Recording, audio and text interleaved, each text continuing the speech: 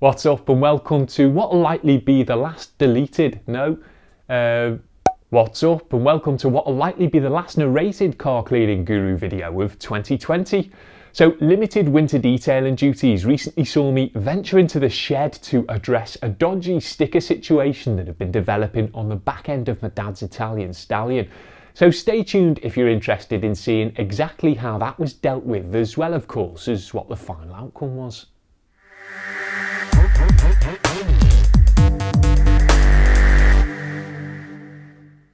So despite having a set of replacements in his possession, my dad didn't really fancy faffing around with them himself, so thought I'd crack the camera out and make a video. As to be honest, an afternoon in the relative sanctuary of the shed instead of filming something curbside where I'm awkwardly exposed to every passing man and his dog sounded pretty appealing.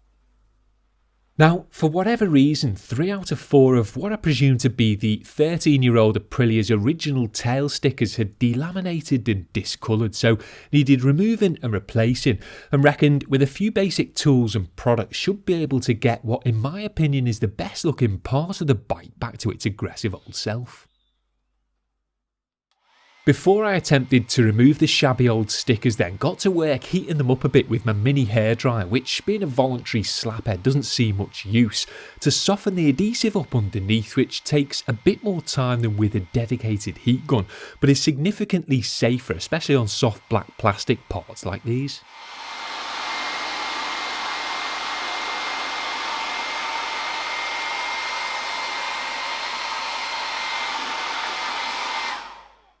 Once a sufficient amount of heat had been worked into the first sticker then, got my fingernail under a corner of it to begin the peeling process, which in my experience generally goes one of 2 ways.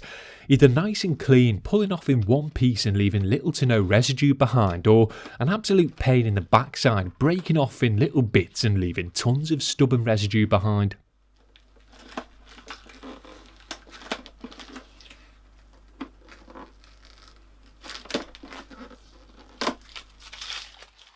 Now, there is a sweet spot between heating and peeling to get de-stickering done in the most efficient manner, but when working with brittle 13-year-old examples like these, it's not always easy to put your finger on, so off in bits they often come, as was the case with the second hump sticker here, that didn't appear to be as visibly compromised as the others, but still insisted on putting up a fight.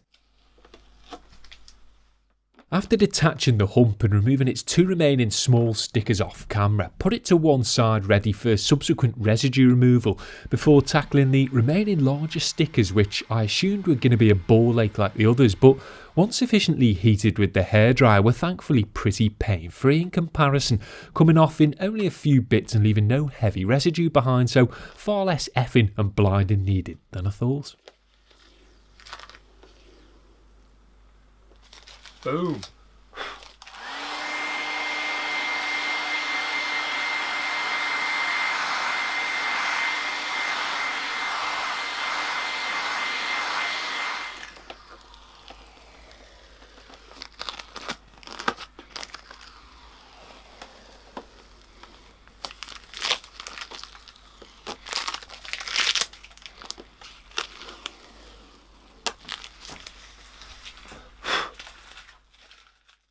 With the tatty stickers removed, it was then time to get their old adhesive off the plastic, for which I used Valet Pro's citrus-based tar and glue remover, as even though I can't stand the smell, does the same job as a more traditional product with less risk of chemical staining, which when having to let it soak into aging black plastic is always going to be a concern. So once doused in the product, the Aprilia's sticky hump was left to sit in the relative cool of the shed while I tended to the other rear parts, which, despite not sporting any major residue, did have a telltale compacted sticker outline made up of the usual light glue, dirt and chalky product build-up from some previous slapdash application. A quick wipe over with some tar and glue or residue remover usually deals with this kind of light outline on smooth painted or lacquered surfaces, but unfortunately that wasn't the case here, as even after being left to soak, still had to get my naked thumbnail on the case, as well as employ some dry wiping with a towel to shift the incredibly stubborn outline, which felt like it had almost become one with the textured plastic surface. and while it really isn't the kind of thing you want to be doing on something you can't subsequently polish, the plastic did feel quite robust and resistant, so made the executive decision to go ahead and scratch it off no matter what, as if the reproduction stickers weren't a perfect fit, then the outline and the ghosting underneath were both combined to stick out like a sore thumb.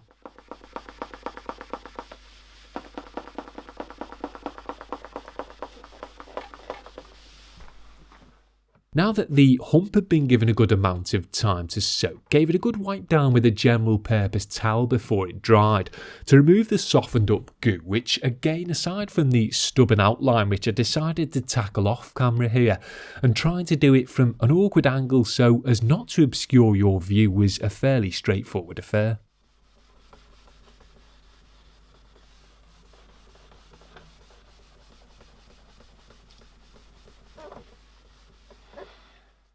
Before applying the new stickers, I used an aerosol-based silicone and polish residue remover to get the surface as clean as possible and ensure a good bond between textured plastic and sticker, as the last thing you want is them flying off at 100 miles an hour. Now, there's no need to go in too heavy-handed with products like these, as they'll naturally flash off themselves given enough time, so a once-over with a fresh towel is fine.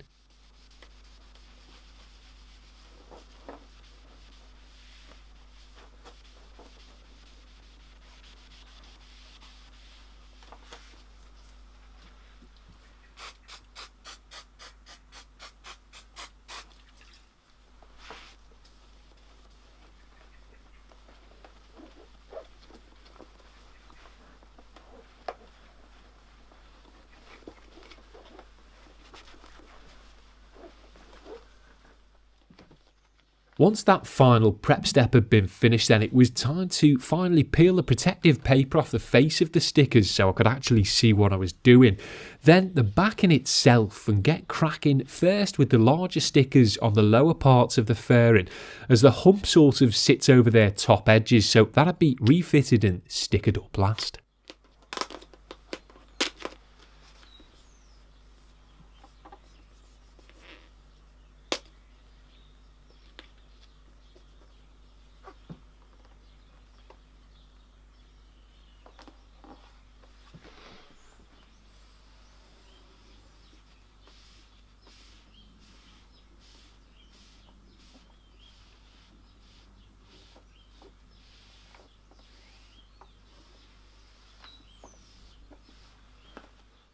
As I suspected, because they weren't official jobbies, the fit wasn't perfect, which made lining them up a bit of a chore, as no matter which way you place them, there's always going to be a few areas slightly off. So spent a minute or so positioning and repositioning them until I felt they were as good as they could realistically get, before tacking them down with my fingertips, then gently working a clean fresh towel over to force out any trapped air.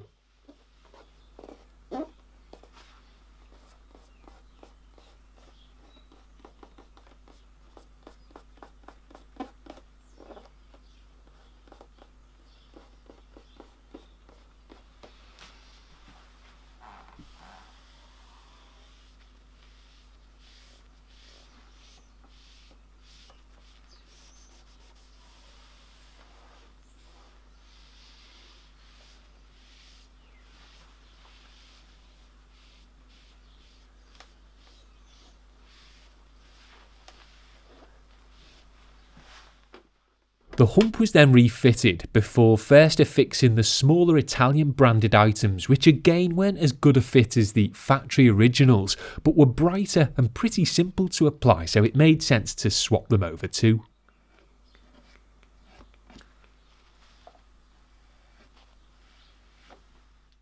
It was then on to the last two side bits, without which the bike wouldn't be able to make use of its full 1 litre capacity. Now again, it shouldn't have been a particularly difficult job, but being a tad off fitment wise required a few attempts to get the optimum position of compromise. But it was worth a bit of an extra faff to get them right, as once on they'll likely be there for the rest of the bike's life.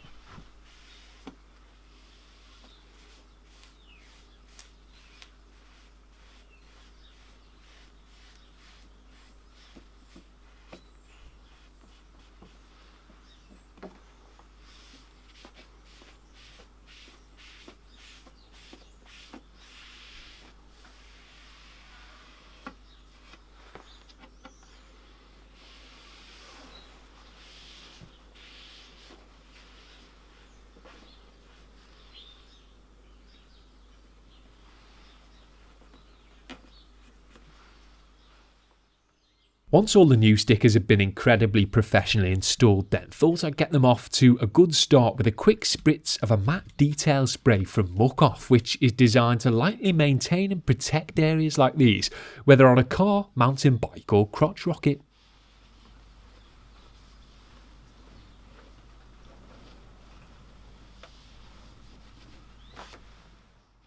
Once sprayed directly onto the new stickers then, it was gently buffed over with one final plush towel to get them looking even better than new. Now generally it'd be best to spray onto the towel first, then work that over the surface to prevent potentially messy overspray, but I wanted you to be able to see the product on the surface here to give you a better idea of what it's about, so went with a semi-controlled direct application instead.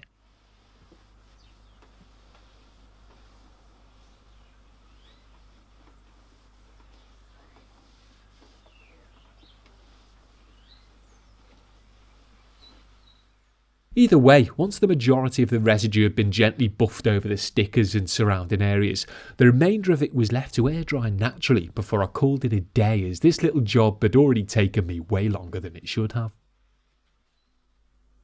So with a few small bubbles here and there, and the fit being a bit off in places, meaning some of the lighter coloured plastic underneath could still be seen, they were far from factory flawless, but it was still a huge improvement over the flaky and discoloured items that were sat there previously. I doubt I'll be taking the wrapping industry by storm with my newly found shed stickering skills anytime soon, but still likely did a better fitment job than my dad would have if he'd have tried. Regardless, cheers for tuning in, as I know it was only a shorty, but I'll aim to be back with either a more in-depth cleaning video or my traditional best of the year roundup next time.